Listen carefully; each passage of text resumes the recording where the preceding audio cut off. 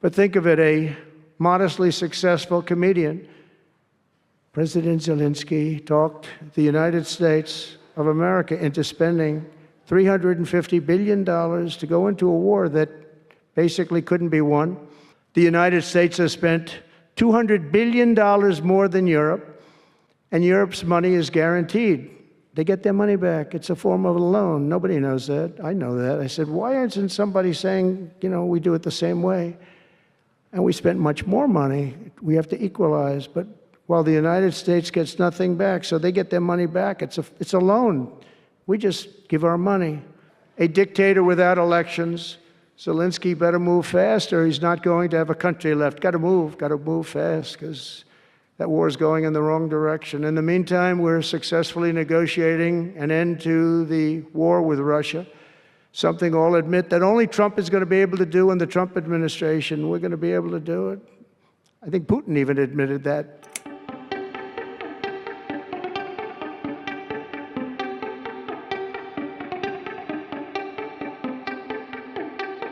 And I want to thank, in particular, we have so many of the people, Yasser, Mohammed, all of the people, but in particular, we have to thank Crown Prince Mohammed bin Salman for hosting these historic talks. And talks that went very, very well. Steve was there, Steve Witkoff was there, and Michael was there, Michael Waltz and others, and they really went well. It's a big step. We got to get that war over with. You have to see the people that are dying. I look at the pictures, the satellite pictures of the field. It's a level field, and it looks like a modern-day version of Gettysburg, and you know what that means. It is just carnage. It's horrible. And, it's not American soldiers. It's not even soldiers from the Middle East in the case of Ukraine, Russia, but it's people, it's young people from Russia and Ukraine mostly that are just being decimated. It's flat fields, and a bullet goes, and a bullet only stops when it hits somebody. And the level of people being killed in that battle, soldiers, young soldiers, in some cases old soldiers, because they're running out of people. They're running out of soldiers, in one case. But think of it, a modestly successful comedian, President Zelenskyy, talked the United States of America into spending $350 billion to go into a war that basically couldn't be won, that never had to start and never would have started if I was president, not even a chance. And it didn't start for 4 years, never would have started. But a war that he, without the U.S. and Trump, will never be able to settle. They'll never settle that war without our involvement. That's why they did such a great job this weekend. That's why Saudi Arabia did such a great job this weekend in hosting. The United States has spent $200 billion more than Europe, and Europe's money is guaranteed. They get their money back. It's a form of a loan. Nobody knows that. I know that. I said, why isn't somebody saying, we do it the same way? And we spent much more money. We have to equalize. But while the United States gets nothing back, so they get their money back. It's a loan. We just give our money. And we had a deal based on rare earth and things, but they broke that deal.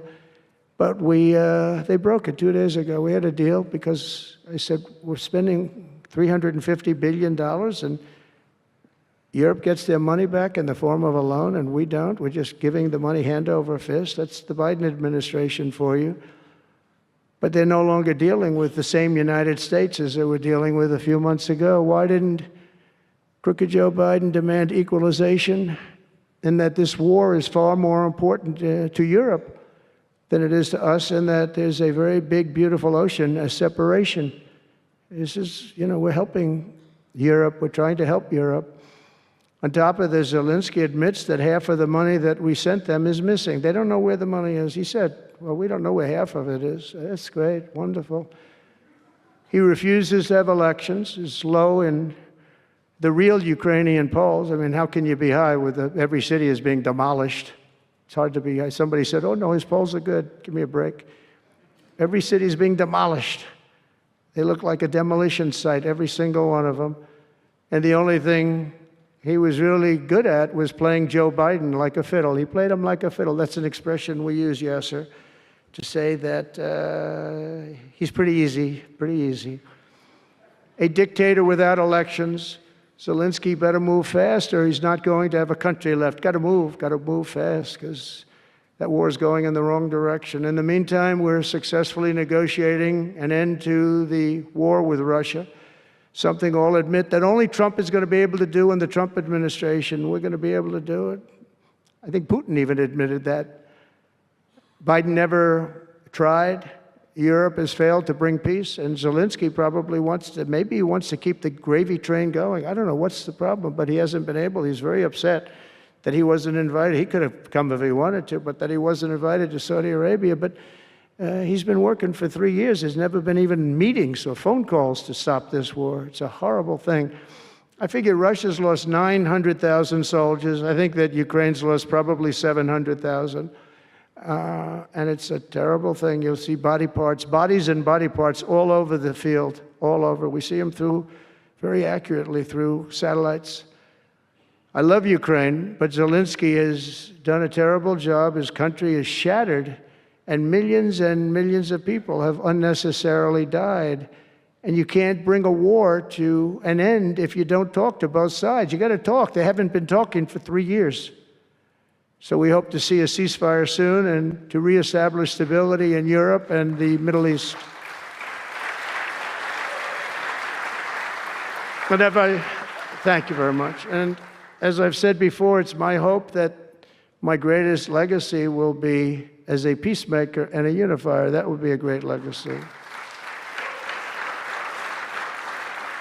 So in conclusion, the golden age of America is upon us, and I'm inviting everyone here today and every citizen across our land to take part in the most extraordinary period of peace, prosperity, growth, innovation, wealth creation, and expansion the world has ever seen. We're on our way. I mean, everyone's talking about us. 3 weeks. We're in there for a couple of days more than 3 weeks. And everyone's talking about it. You have to see the crowds of people outside. It's pretty amazing what's happening. We're on the verge of soaring markets, surging incomes, booming production, groundbreaking technologies, thrilling discoveries, and a quantum leap in the quality of life.